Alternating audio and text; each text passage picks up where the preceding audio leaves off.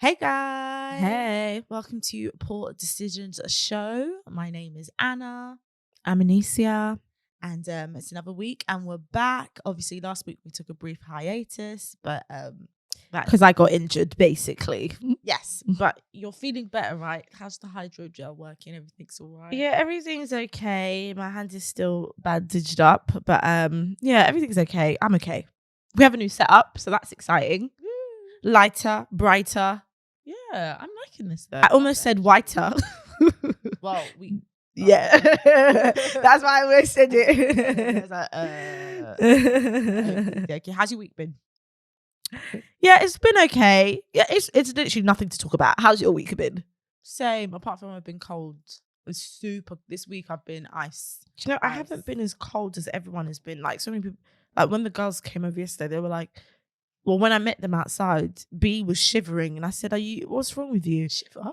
She's like, I'm so cold. I was She like, was wrapped you're up. really cold like this. I said, well, good thing my heating's on, but yeah, I didn't think it was that cold. I was like, damn, maybe it's me. That's cold. That's cold.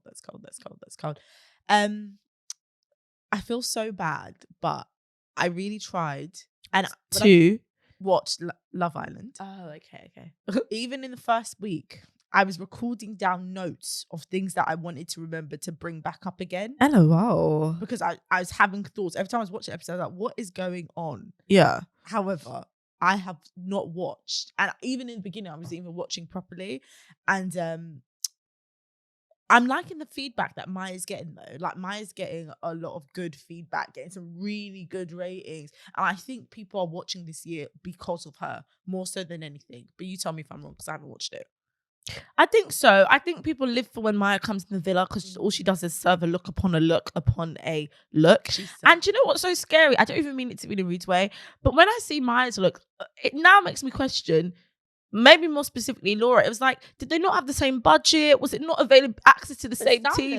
That's what I realized at the end. But the only reason why I'm saying that is because Maya's looks are like, they're like sexy. Show, even whether she's even covered or not covered, her looks are like showstopper looks, like they grab your attention. Where sometimes Laura's looks, it felt like she was just not like the way they look, like the whole outfit as a look was like, would make her like fade into the background kind of vibe. Do you understand what I mean? Not that it's not about different styles. It's just even within the different styles, her style, it wasn't popping on screen. She just looked forgettable on screen. Do you know what I was going to say? It's so bad to say this. But not in any shade to her. But that was what, watching Maya's looks made me think, what was the budget for everyone else? So yeah. Maya definitely is giving me showstopper glam. You can see effort's been put in the makeup every little bit. I'm not saying that the others were not, but I'm just saying like it's just hitting on new levels where the looks previously from previous hosts gave me very like new look summertime. Yes, that's the yes, and that's it, because it's like new look summertime. If you're a host, like obviously you don't want to outshine people, but you have to look distinctively a bit different from everybody else. So you've got to almost be leveled up. You've got access to like people glam. Yeah, you know what I mean? So you should be on another level. The whole point was every time I see Maya's look, it just makes me think: did everybody else get the same budget? Not in any particular shade because she looks good.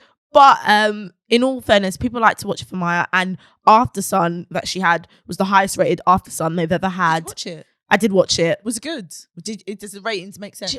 This is the thing. Maya was good and I liked it. It was her panelists who I think needed the work, and that was what it was. It's just okay. So last year, the person with Laura Whitmore, I don't know his name. They had some black guy, like some black comedian. I know who you're talking about. He was good on the he was good and he was funny. And this year on the sofa, I think it's like permanent sofa guest is Sam, I think from Made in Chelsea. Was he for his name? Yeah, is his name? Yeah, Sam Thompson. I've always think his name's Tom, but I get confused. Sam Thompson, you've got India and then like a rotating guest. But I didn't feel like Sam, India and that guest were gelling well on the sofa. So it was a bit like, I felt like Maya was really giving it to them, but it wasn't, between the three of them on the other side of the couch, the chemistry hadn't worked out yet. So maybe this week, whoever the guest will be with Sam and India, the energy will be different. But this guest plus those two, it didn't work well for me. And I know Sam and India have goodish energy together because I listened to one of their podcast episodes in it of the Love Island thing, and they actually flowed really well and had great chemistry. But that third person mixed on the couch for some reason last week, it wasn't giving. That was it. You know what? I think that for some reason with shows like that, I think you always need a comedian. Yes. Even if their jokes don't land, them trying and the energy of trying is going to lift it up. Absolutely. And they're quick to think on their feet. That's it. They got to be quick to think on their feet. They got to have the one-liners. They got to be extra witty. And I'm not saying that others can't, but I'm saying you always do, because that will push the boundaries of the other guests as well. Otherwise, it could just be like 3 regular people saying, "Oh yeah, we don't like this." Do you know what I mean? And you want a little bit more. Yeah, I don't know if the other guy was a comedian. I don't know, but anyway, what I was saying was the better part of After Sun was Maya, and that was that. Well, big up to Maya. I'm glad she's doing her thing. In the beginning, I was a bit like, I didn't know what to expect, although I have not really watched. I'm just saying the online feedback seems really, really good. Yeah, because I think I told you before, I was like, oh, I'm so excited to see Maya, and you were just kind of like, And then, because to be fair, I've got to be honest, I haven't really seen any of Maya's work. Other than this, what is she, like, I haven't seen anything like she's presented in Staple. That might just because I don't watch TV, or I don't know. Yeah. She's on a couple shows that I've seen before, like Don't Hate the Players. Then she had some, I think it's like a makeup or something, and she's like the host and some other stuff. But yes, yeah, that's what I mean. Like, I wouldn't watch this, so I wouldn't know. But yeah, I'll tell you what my original thoughts were on Love Island, and you tell me if these thoughts you think have stayed. Oh, okay. If they've changed or if they stayed. Yeah, I've got it literally from the back, because remember, I think the last episode when Love Island was starting, and I was saying, listen, I can't go through the torturous time of them not stepping forward for the black girls. I can't take it, whatever. And then the same thing happened. What I said that I could not take. But somebody did step forward for her. Only one person, but yes. That's true. That's true. Because some of the painful. It was still painful, but some of the other girls, no one stood for. Oh yeah, sorry. But yes, go ahead. Yeah. I found it interesting that when it came to her, they were playing some sort of, I put it down, reggae music. It felt very ethnic music, and I found that interesting choice of background music. I put down day 3, Shaq is a madman. And then I said, why do they keep playing Afrobeat songs when the black people are on the screen? And then I put, Tanya is here for everyone. So that was my earlier thoughts of the show. So you're asking, where are we now? Where are we now? First of all, the Afrobeat thing, yeah, so they did have it, but it's been like a pattern throughout the show, but not over just Tanya and Shaq, throughout all the scene. And I think mainly I would I don't know if the word accost is the right one, but I would accost that to, at the moment, Afrobeats is like a popular genre and a popular sound. So if you're gonna do, it's more about pop. I think it's more about popular music, because when they do it for Tanya Shaq, maybe it might be something else. But when they do it throughout the rest of the show, I think it's popular music, basically. That vibe. I'll give it to that. So that's what I think. So I didn't read too much into that specifically. Tanya and Shaq, is Shaq a madman? This is the thing. People said that he's in love. Well, this is the thing. No, he said he keeps saying that he feels like he could see himself in love. Oh. And from what I watched, even though I didn't even watch the whole thing yesterday, I only watched like 10 minutes, 15 minutes of it. And in the 15 minutes I watched of it, Tanya and Shaq had done the deed. In the hideaway. I missed when they'd gone in the hideaway. I only got them when they'd woken up afterwards. Everyone asked them what they'd done, and Tanya was like, everything. And they said that they'd done the deed. He said, yeah, they'd done the deed. And I was thinking, what have I missed? And I've been watching it every day. So I was thinking, what's going on here? There's actually tears in my eyes, because I didn't expect to go from do you know why it shocked me? I don't know. Go on. Because I'm just perplexed. No, not because okay. I'm perplexed because I still feel like, even though we're not on week 1 in the villa, I still feel like we're on week 1 in the villa. And and not only that, I didn't realize that their connection was this strong. But I won't lie, every night in that bed, when the cameras go down, these two are doing up lips in marathon. Oh. So clearly they was ready to do whatever. But it just shocked me because last Love Island, the one they had in the summer, Dami had said that they had a virgin villa, so that like people were doing bits, but nobody had sex in that villa. No one had sex their season. That's what he said, right? Oh. So then to be here and like maybe 2 weeks in, and it was popping it open, and not only to pop it open, but the blacks were popping it open. It was like, oh, okay. It's a lot in it. Yeah. So I think they're was for each other, basically. I was under the impression that Tanya, and also people would, this is what I get. I need to really watch it to get the context, because the small clips I've seen and things that I've seen, I was under the impression that Shaq's head might have been turning for Zara. Well, yes. Well, this week he'd been talking about Zara, and him and Zara had a few chats. They were low level, but there was like, yeah, I could see you're a 10 out of 10, all of that kind of stuff. So I was thinking, okay, well, Shaq still seems very open. And what I meant earlier when I'm saying that, I was shocked, like the blacks, in the sense of like Tanya's from Zimbabwe, and I don't know where Shaq is from, but I think their parents are quite conservative. So to have your children on TV having sex, but then I don't know, everyone's parents can be conservative. TV children having sex. I just think it was a shock. I think it was a shock to the system. I'm just shocked because I didn't realize they were for each other like that. Well, that's what I'm saying. I didn't even watch the show, and the impression that I was getting, especially when, I know it was early days, but when David was there, Tanya to me was giving sellout energy for Shaq. She would have left him in the hub. I know she picked him over whatever, but I think that's more because she spent a bit more time. I think if the decision was much later on, it would have been conflicted. I literally think, though, that both of their heads could still be turned. I think the sex for them isn't a big thing. So it's just like, it is what it is. They wanted to do it, and I guess, and that is their prerogative. I was just confused because I really didn't think they were into each other. Unfortunately, Shaq and Tanya, I was calling her Tan, Shaq and Tanya were giving me, and they still do give me very Mike and Leanne energy, even Mike and Priscilla energy. Like, it's not giving for me. Like, that's not in no shade. It's just,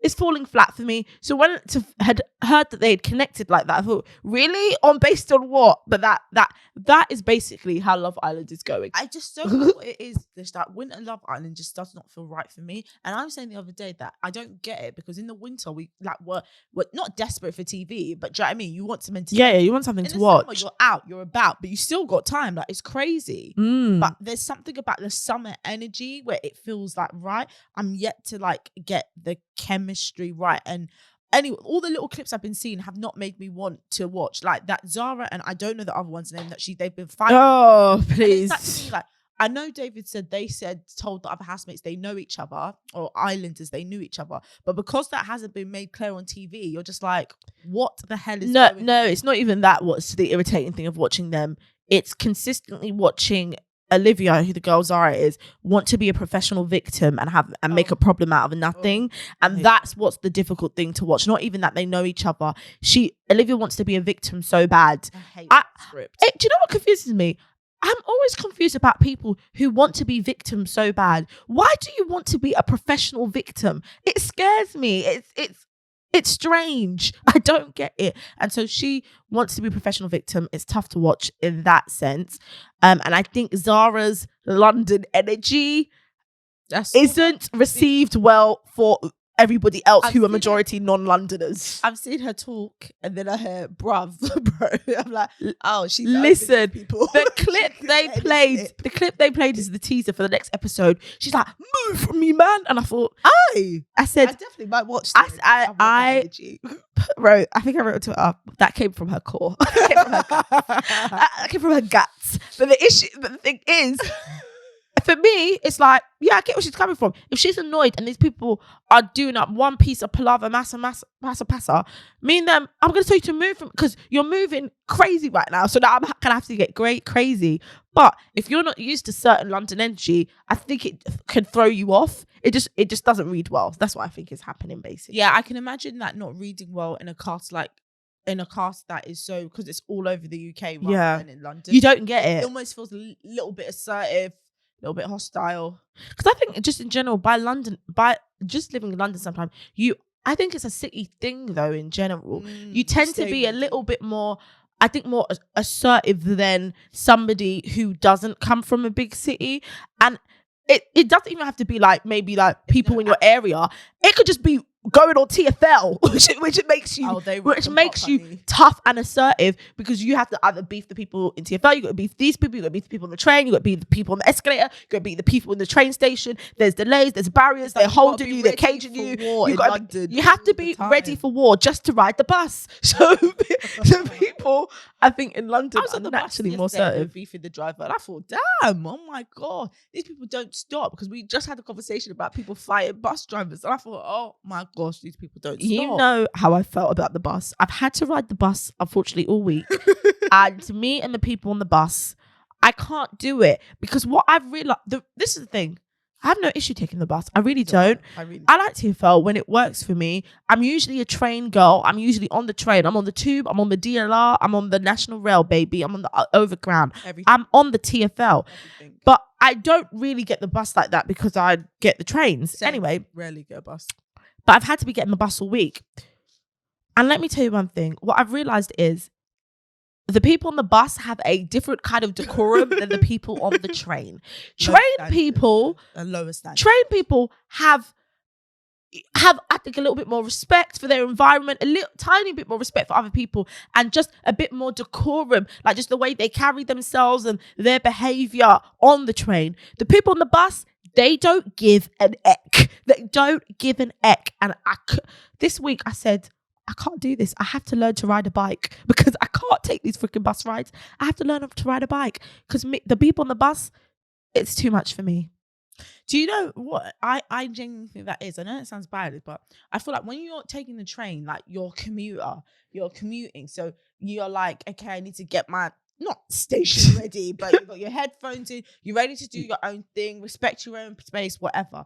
On the bus, because it's a shorter commute, although some people might take it from one to the next, because it's a shorter commute, I think the people just act a little bit more like crazy on the bus because it's like it's constant. People are getting off, getting on, getting off, getting on, getting off, getting on, and it's just nothing but madness. People pushing on you, up on you, coughing on you, just everything, fighting with the bus driver, not knowing this is going like, no, honey, I can't take it. And maybe it's because it's a smaller space as well. I don't know. And I do, as you're right, I used to say some of the buses were like community buses. They just be picking up everyone. Honey, that was the number 12. No, you know. Like, it was very community bus. And it's just like, people are dirty. Do you know how many times I've seen this week on the bus, like just eat an apple cores just dashed on the bus? Like, why are you not? You know, it's nasty. It's what are you doing? Trash the bus more than they trade. It's nasty. But people who just throw their rubbish out on the floors, I don't get it, because there will always be a bin. Maybe not in your immediate vicinity, but let me tell you something. In 1 to 2 minutes, there will be a bin, and people have to pick up after you. That's like, if that's how you're treating public space, like I'm saying about the people on the bus, they have no decorum, honestly. And I want just to wrap this bus thing up. Honestly, I remember one time when I was riding the bus, I think I was coming back from New Kent Road and I was getting back into Rye Lane in Peckham, and I was on the 63. And we pull up at the bus stop outside Peckham Library, but as if you're coming back into Peckham, so it's the opposite side. Anyway, the bus driver, basically, he drives a little bit further than the bus stop and pulls to the side, gets off the bus and goes into the shop. And he's buying plantain. And I'm thinking to myself, good boy. Everybody on the bus is watching the man buy the plantain. And I'm thinking to myself, listen, I love plantain as much as the next person. But hello, sir, you are on the clock.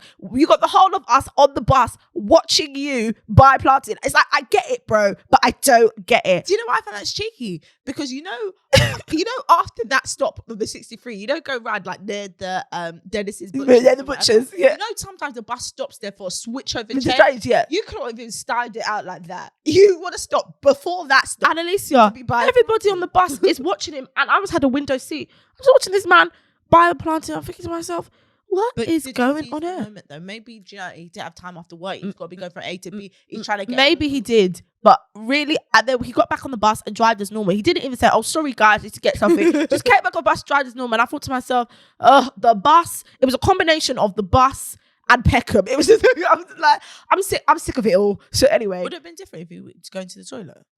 And I always wonder what happens if they really got to go. Like, if I really got to go to the loo, but I'm driving. Do you know what? That would have been different, because that's like an urgency within your body. True. Although I understand the love of planting, trust me, and I've tried even planting ice cream and it bangs. But oh my gosh, oh yeah, you have. I haven't though. But I would not. It just would not. Basically, not that. Yeah, I wouldn't stop the bus for it. Especially at the prices these days, they're trying to. They're expensive. Exactly, like they're trying to. It's like 3 for £2 or something close. Yeah, it's crazy right now. The cost of living, I hate it. Oh my gosh, cost of living is absolutely outrageous. Hold on 1 second. I pulled something up. Yeah, exactly. I pulled it up. Oh, guys, while she's looking for it, guys, please make sure you subscribe. It's a little button for you to press, but it's a big deal for us. So make sure you subscribe, and wherever you're listening as well, make sure you like and follow us as well, and all them things there. Bloop, bloop, bloop, bloop, bloop, bloop. Did you find what you're looking for? Yeah, I found it. Lovely. Do you know why? I got lost on this Caribbean history page, and I was looking up the histories of different Caribbean islands and things. Oh, I love that. But I go know. ahead. One day I wish to do a Caribbean tour. So I was on the Shea Borough, and I saw that they had a tweet. They were asking people like what they think, and they said like married men should have uniform. I think the ring is not working.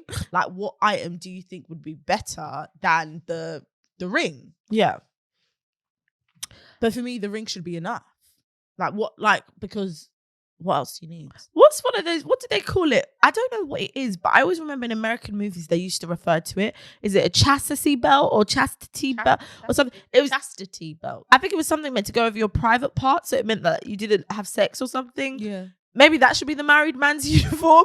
Maybe one that's like an innerwear, outerwear kind of vibe. And then that way, so even yes, child, you know what they call it, functional fashion or whatever. Yeah. And then that way, you know, when he leaves the house, at least his Peter Piper can't get into any trouble. But yeah, so maybe that if you were looking for a uniform, that's what I'm thinking. Why? What would you be thinking? I don't think there needs to be a uniform. No, same. I don't think there needs to be one. But if there was a piece of item or clothing, what would you want it to be? I think the ring is sufficient. I genuinely think the ring is sufficient.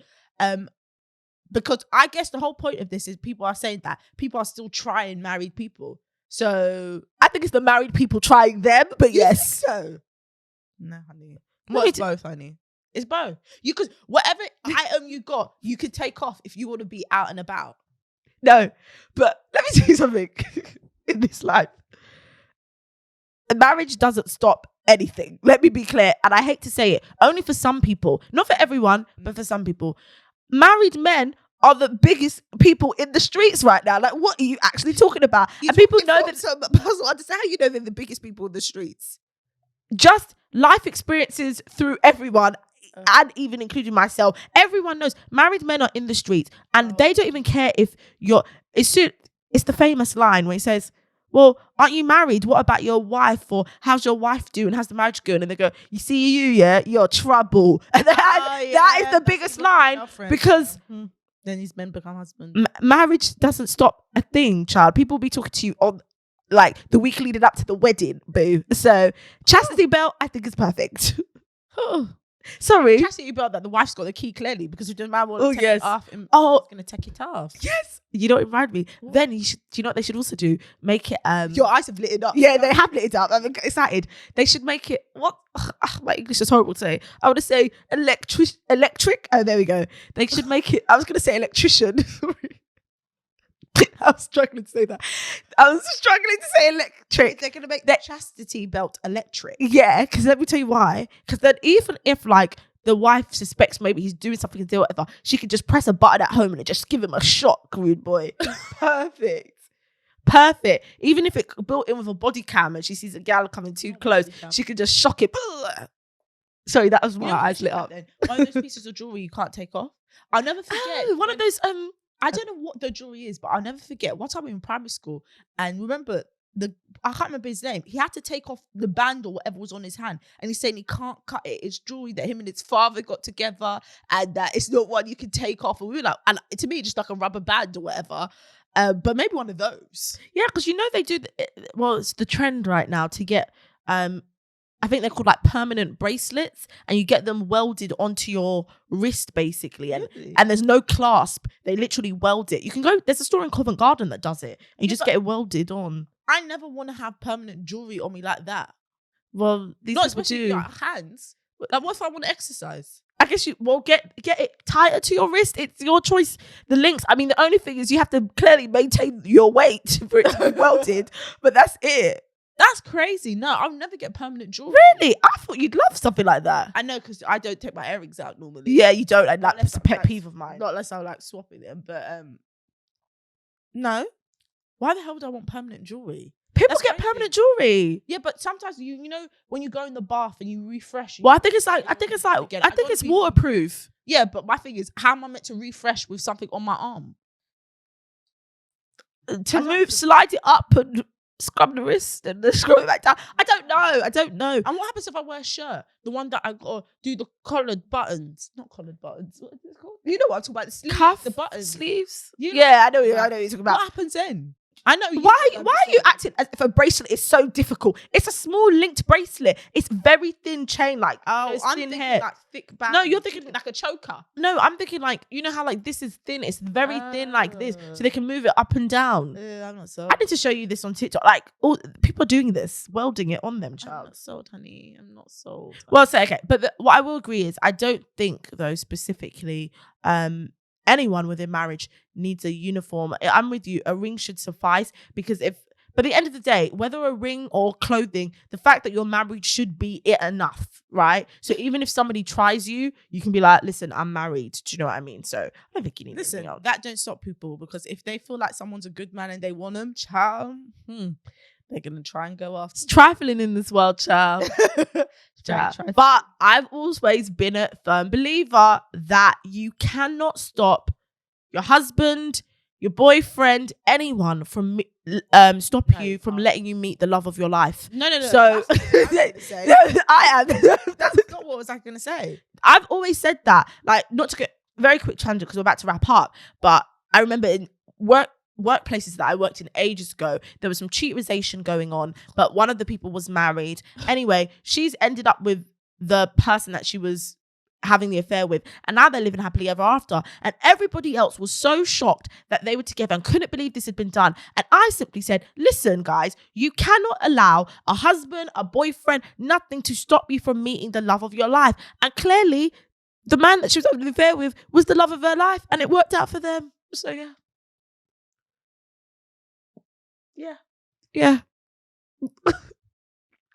that was a poor decision that worked out well. I was just going to say, you can't police people's behavior, so you don't know what they're going to do. That is what I was going to say. That's what I mean. You were going into it. That's what I thought you were saying. That's like, yeah. Okay, look, I said no. I couldn't even speak. Look at your face. You were like, yeah. Because I started, it was the wrong road.